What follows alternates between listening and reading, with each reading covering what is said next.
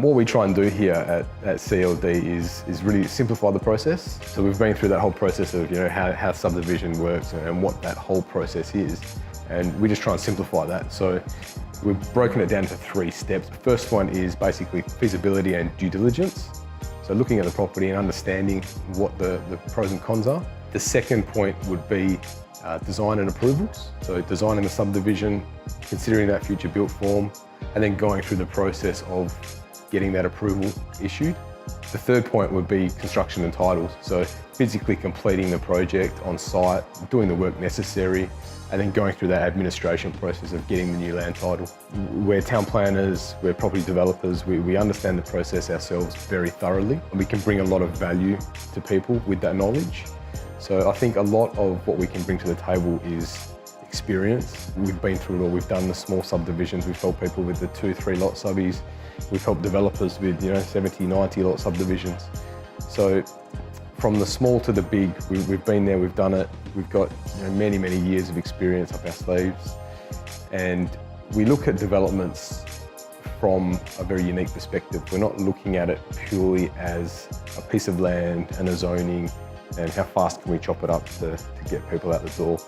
We will look at the project specifically to that site, what the investors are trying to achieve, their goals and their objectives. That's really important. And once we determine what people are trying to achieve, we can then steer them down the right path. Whether it's green title, survey strata, built strata, give them some very good knowledge in respect to how long it's going to take them and how much it's going to cost them. Every site's unique, so you can't cookie cut subdivision, you can't cookie cut development. So every site needs to be looked at specifically. You'll be surprised, we've dealt with properties, from one to the next door neighbour, and one might be a nice, clean, easy, simple property. The next one might have a lot of complications with sewerage or drainage. So every site needs to be looked at specifically and in detail. One of the things we do differently here at CLD is we do consider the future built form. And what that means is when we're looking at a development or a subdivision, we're actually thinking about what is going to be built on that property. Whether the customer is actually building a new house or just selling the land, ultimately someone's going to build something on that land. So it's a really important aspect to consider. The shape, the orientation of a new property can be really important to get right up front.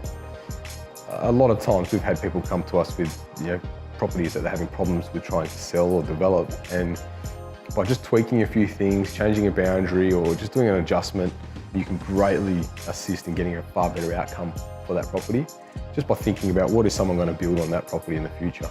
The design of the subdivision up front, if it's not done properly, if the services are in a bad position or the block's just not big enough, because of the future planning requirements for that new property or that new home, you might only achieve a 2-bedroom home, for example, on that new land. Whereas if you think of that up front and design the subdivision around that future home, then you can create a product that's going to be far more attractive to the market. Whether you're building on it or whether you're just selling it, you know that what you can build on there is going to be successful in the future.